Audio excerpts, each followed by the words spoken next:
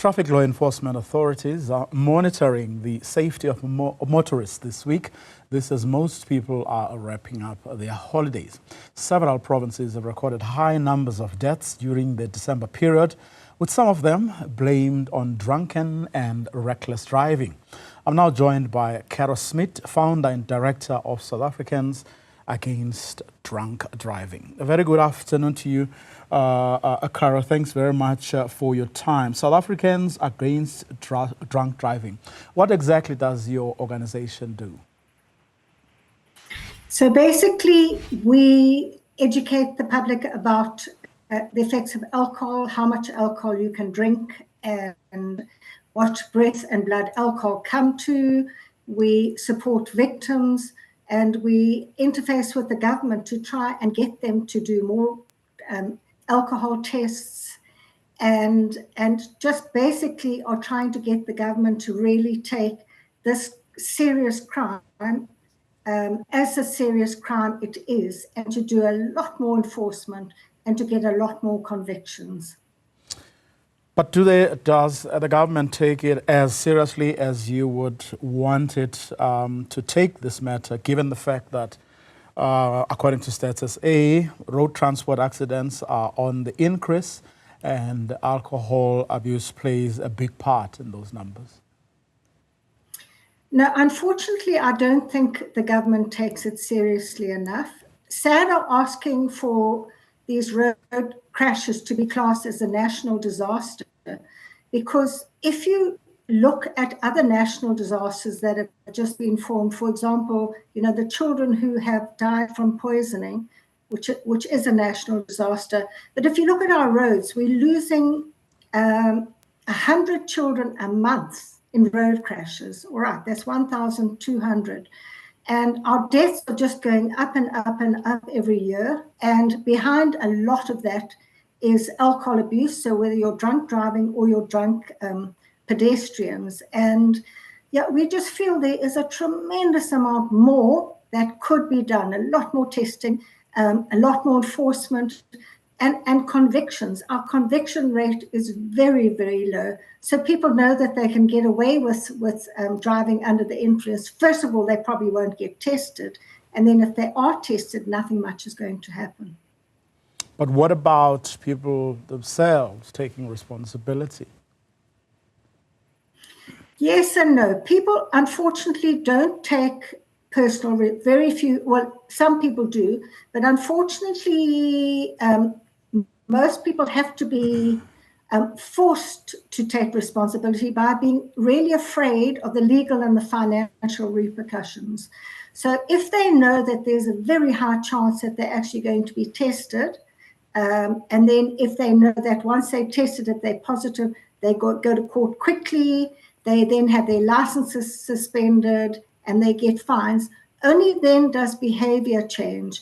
And this has been found all over the world. You can't ask people to behave because unfortunately people will not behave unless they really have to behave. Presumably, that's what, declaring this a national disaster would actually mean. In other words, those kinds of processes get to kick in. Yeah. Certainly, and the whole thing is the RTMC and the government transport department have realized that there are a lot of very, very experienced and highly trained road safety NGOs like SAD, and they've asked us to work together with them because they are concerned by our incredibly preventable carnage. So we've started a project called Project Edward, which means every day without a road death.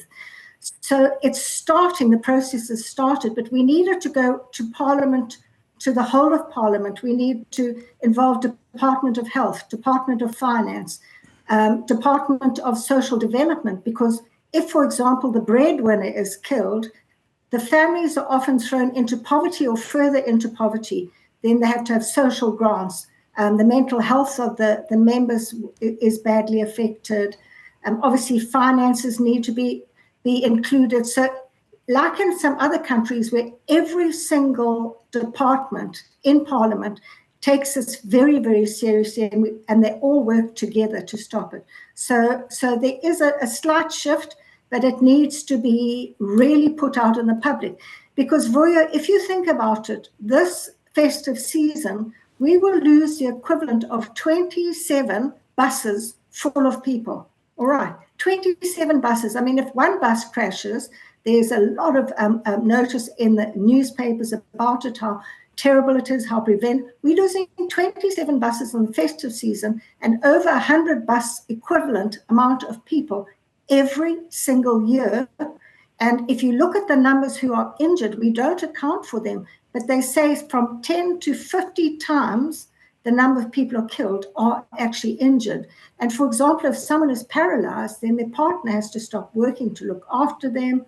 Once again, it's a huge drain on mental health, health facilities, the family well-being. So this really is something, it is a national disaster. And, you know, there are many, many very easy evidence-based approaches that can be used to bring down our road deaths. For example, just absolutely insisting that every single person in a vehicle is buckled up, front and back. Start with that. Just find people, find them. You know, for that, and then speeding. We need to get our speeds down. Our speeds are incredibly high. I mean, I know the highest speed for this festive season in South Africa was 209. Okay, so I mean, 120 is much too high according to world research.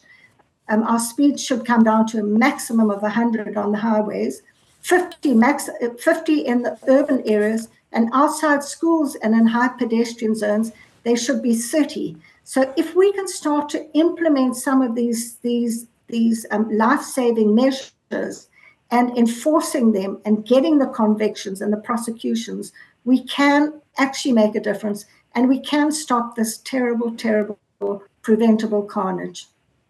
Now, with all the available, shall we say, solutions or measures that can be put in place to prevent this, the government isn't really listening, or certainly not as they should, and people generally can't be entrusted with doing the right thing.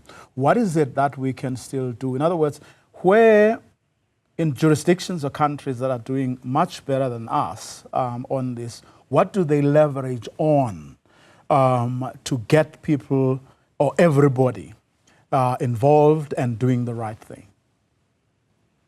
So as I said, it's enforcing the rules that exist. We have some of the best road safety rules in the world.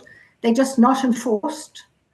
And then the convictions, I mean, we had over 7,000 arrests this year, but this festive season. How many of those are actually going to result in convictions? You know, there were over 400,000 people were charged. Is anything going to happen from that? Department of Justice is not working together with the Department of Transport. South African police, they don't seem to see like drunk driving, for example, as a serious crime. Because a lot of the crashes happen at night when they're only the police involved. They're not taking people for breath or blood tests sufficiently. There is very, very poor post-crash investigation. And then in South Africa, if we do get the data is recorded, but it's not analyzed. They don't say, okay, this is a black spot where we've had 100 crashes where there have been 2,000 people who've died. Okay, now we need to take that road and do something about it. We need to put steel barriers so that people can't overtake there, or we need to bring the speed down, or have whatever, you know. So we're not analyzing our data that we have. So once again, it's sort of, people are not, in government, don't seem to be taking road carnage and the road crimes as the serious crimes they are. They're not putting enough weight behind it. We tend to be reactive rather than proactive. So in countries like Australia, what they've done, they've been very proactive, testing. So, for example, if you have 13 million drivers like we have in South Africa, we should be doing 13 million alcohol tests a year. And then once the people get caught, the deaths start going down. There's more money available to the Department of Transport and the Fiscus to bring in more measures to bring down the deaths. But we tend to be more reactive. So that unfortunately has to change. Caro Smit, thank you very much for your time. She's the founder and director of South Africans Against Drunk Driving.